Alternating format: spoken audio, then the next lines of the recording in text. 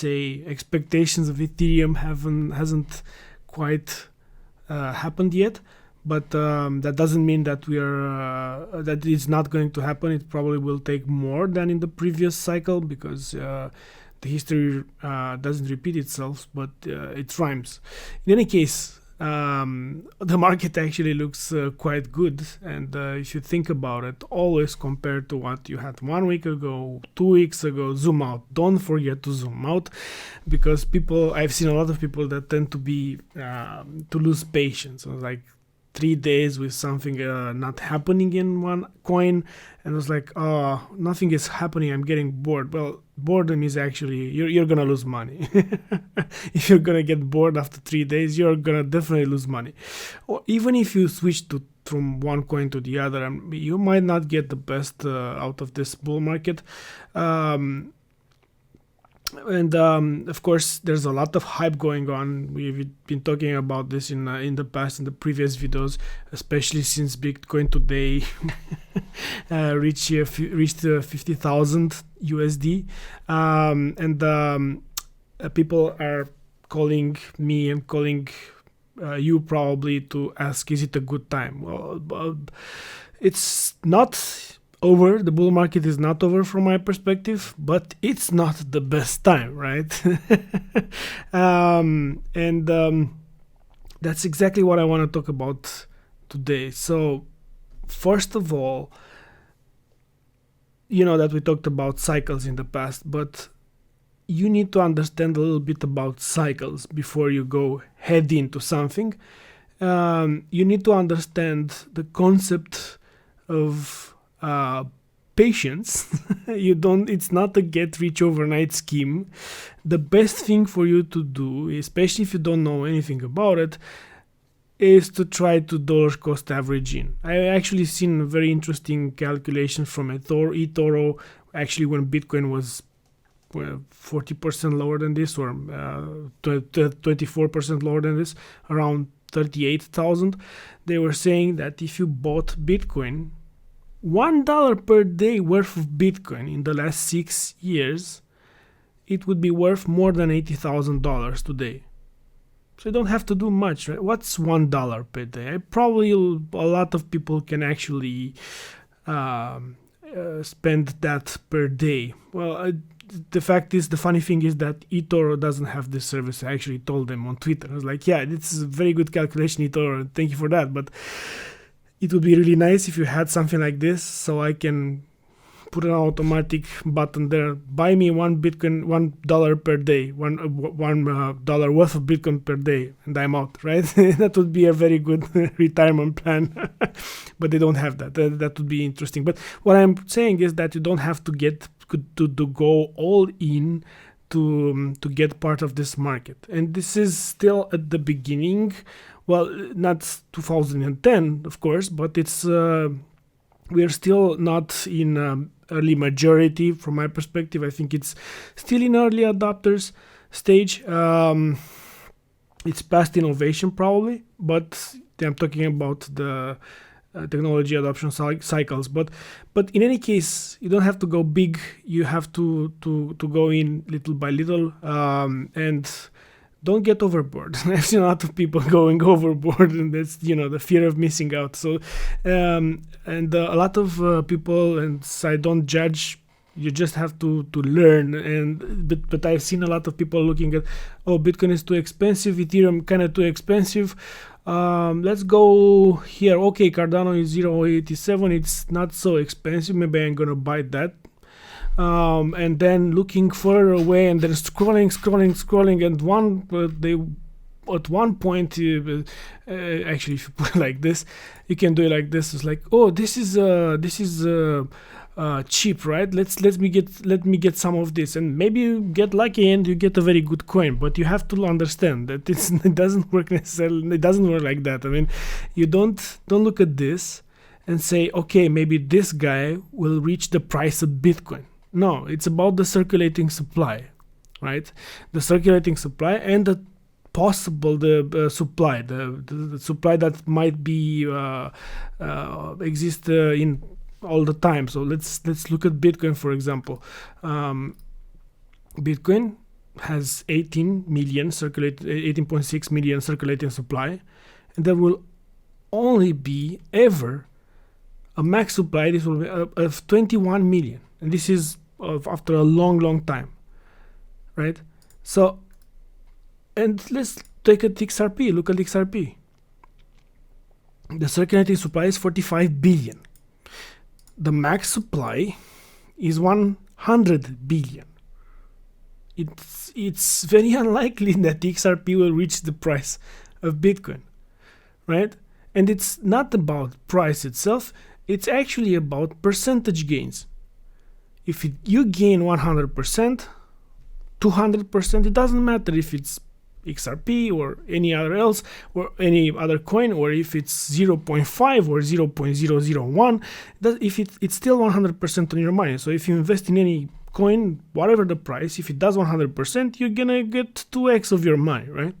So that's that's what's all about. And also try to understand that. Look at the whole market, look at the leader. Bitcoin is the leader of the market, right? Look at the whole market, how it goes. Don't look at your own coin, try to look at the market as a whole,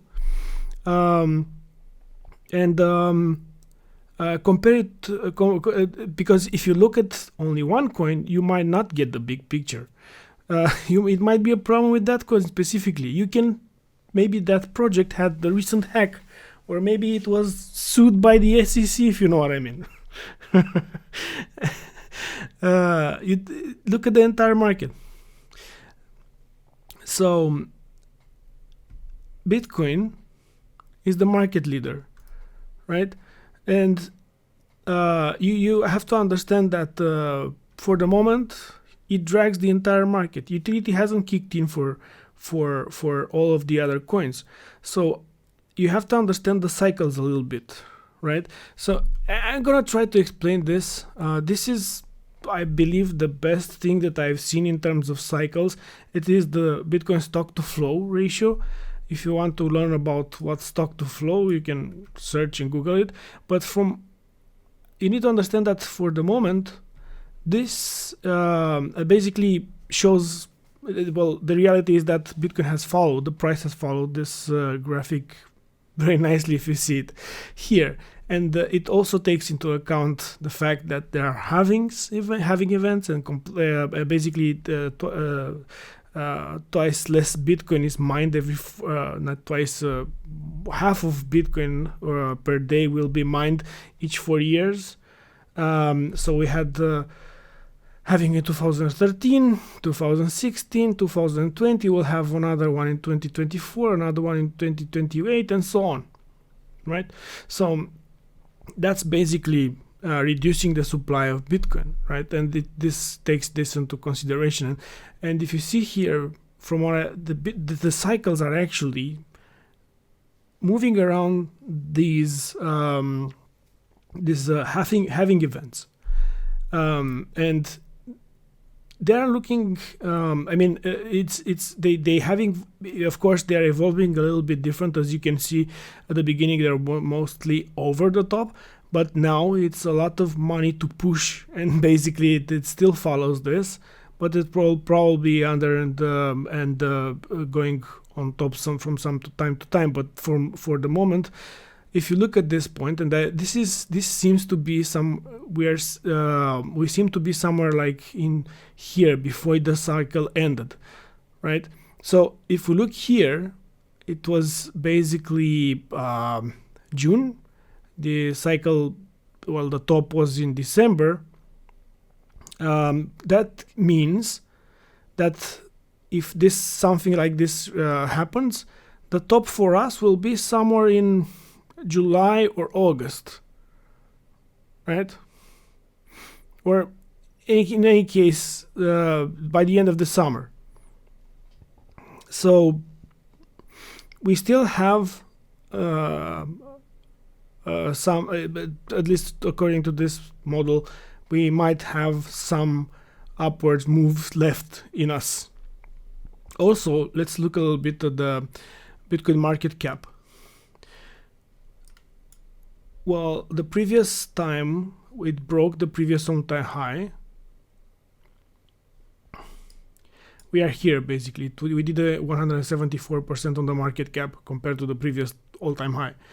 The last time we had some way up to go until it's finished. This is the total market cap of the entire crypto market, and if you look at it, not if it does something similar here, is 5,000%. I mean, it looks ridiculous in terms of the numbers. I don't think we'll reach that. Even if Fibonacci, if you see here, it reached much higher than the Fibonacci extensions from the previous cycle in 2013, but I still believe this is a little bit more realistic compared to this. I don't think it will be 33 trillions just yet. Well, on the other hand, if you think there's too much money and it won't reach trillions, remember this page. And at this point, when this page was made in May 2020, this is not the reality anymore. This is 1.5 trillion already, but yeah, just add a little more dots here. But look here, look at the coins and banknotes. Look at 6.6 trillions. Look at the Fed balance sheet, 7 trillion. Look at the billionaires, 8 trillion. Gold, 11 trillion. Fortune 500, the lot, stock markets, 89.5 trillion. Money supply, 95.7 trillion. Global debt, global real estate, 280 trillion, and so forth. I mean, if you go like this, it's a lot of money. 1 quadrillion in notional value. So you see where I'm going. But in any case, I don't think we're gonna maybe not this cycle we're gonna go that high, because probably we'll have to break another market to do that. But maybe let's see what is going to happen. In any case, look at when it broke the previous all-time high. Look at here. Look at this point. This is the market cap, the total market cap, and we just broke it. When we did something like this, we had some upward movements left, right? So we we still might have some movement left in the market in a upwards direction, but bear in mind that there will be corrections on the way. If we look at the this is interesting, because if you look at the altcoin market cap, we just reached the previous all-time high. We didn't even breach it completely, so we still have some upward movements there. But if you see here, the movement were when it started, the movement was much more dramatic, let's say. Okay, so let's look at another indicator. So in what I want to say here, and you have to remember that all of the market is moving around the cycles that are created by Bitcoin, because Bitcoin is the market leader, and the market is following Bitcoin until it managed, the altcoins or one altcoin managed to decouple somehow. It will still follow Bitcoin. So that's it. You have to accept that. That's the reality for the moment, at least. I do believe that somewhere near in the future, maybe this bull market, we will see at least one altcoin that will decouple. I'm suspecting even Cardano, because if they actually announced a big government project that will be using Cardano.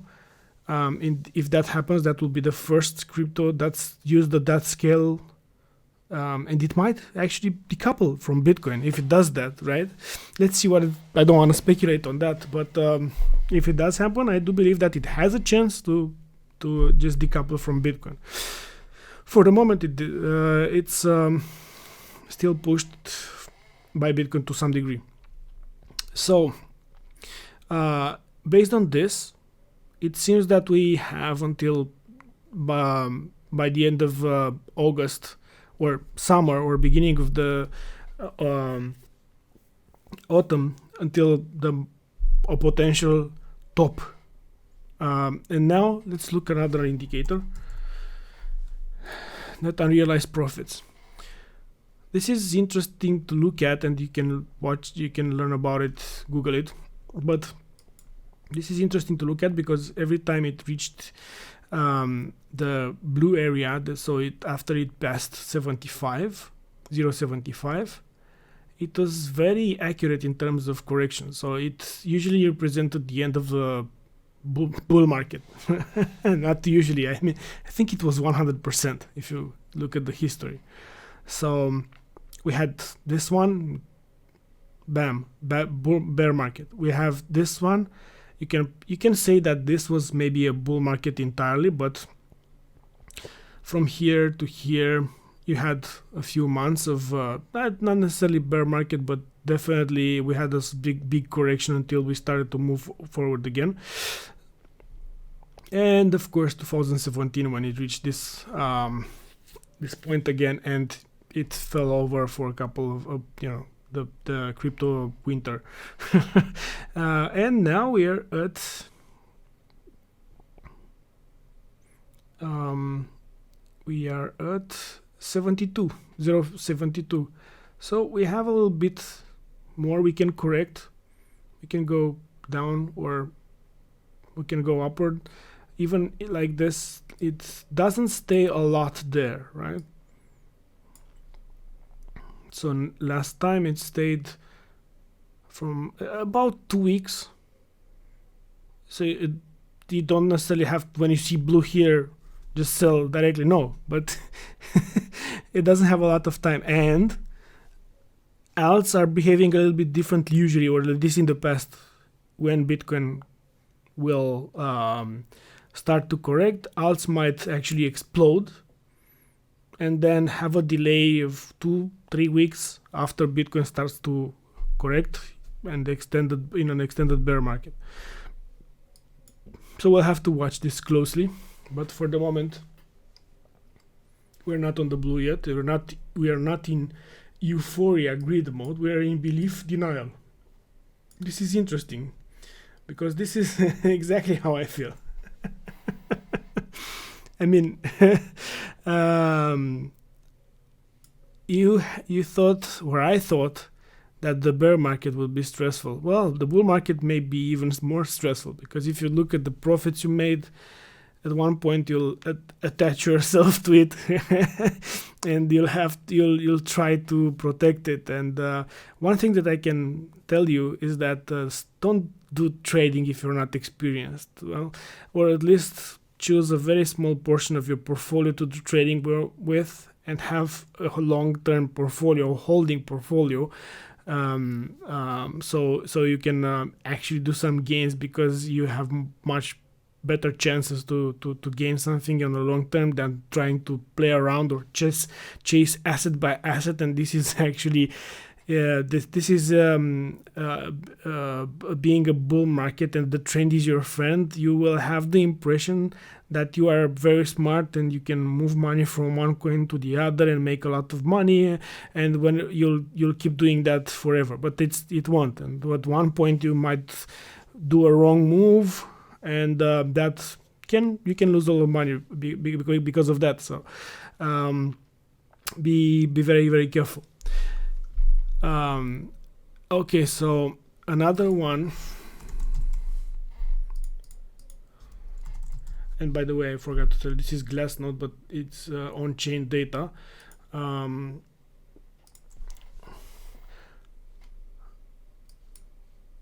This is another interesting indicator, on-chain indicator, market cap to thermal cap ratio. Basically, whenever this indicator goes on red, it usually indicates the end of the bull market.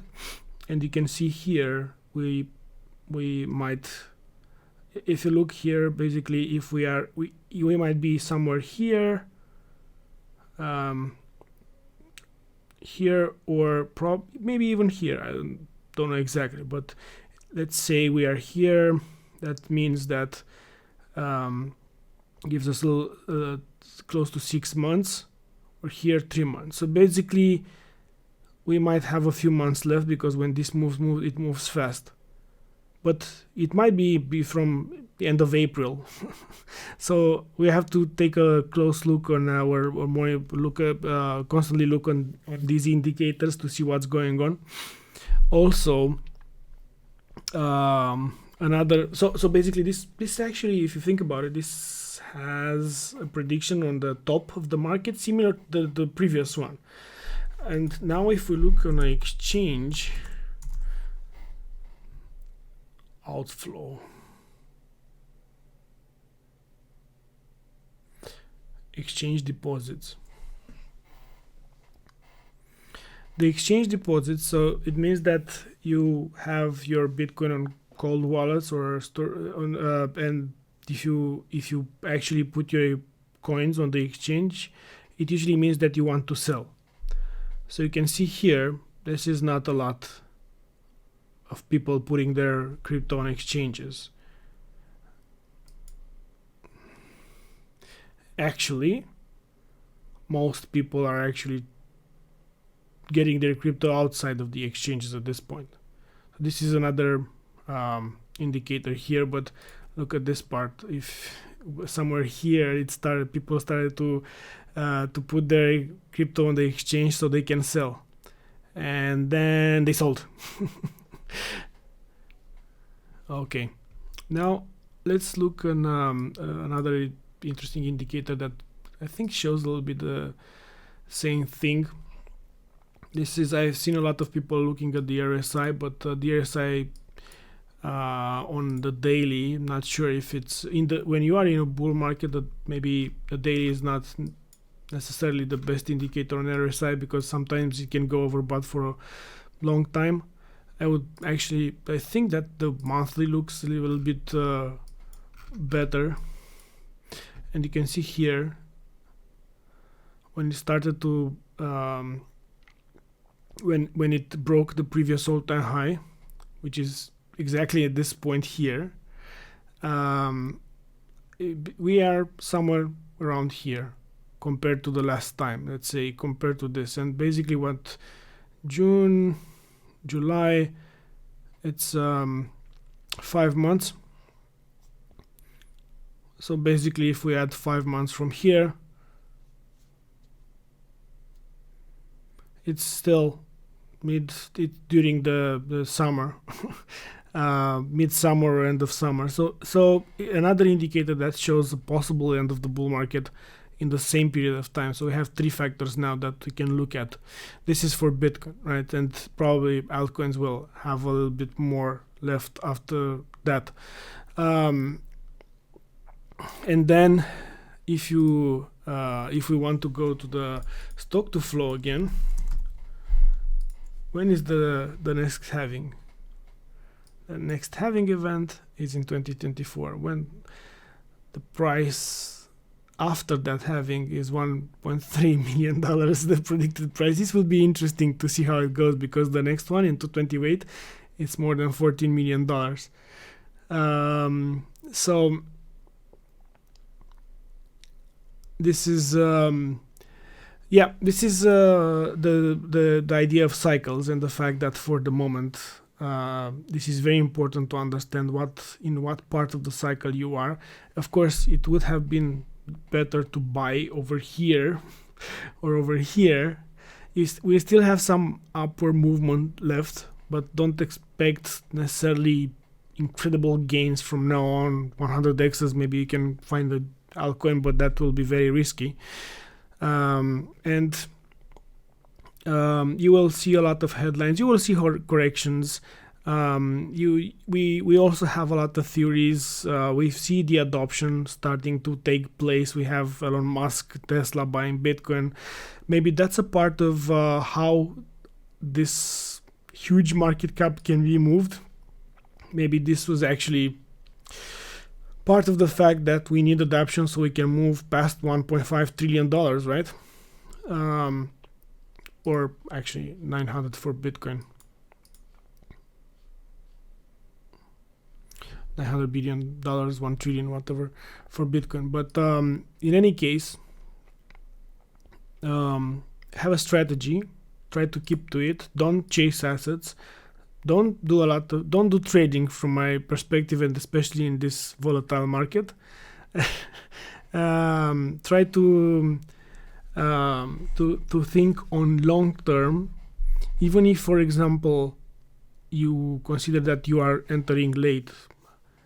It might be still a good opportunity, but you have to think about it on a longer time scale. I know it's hard, but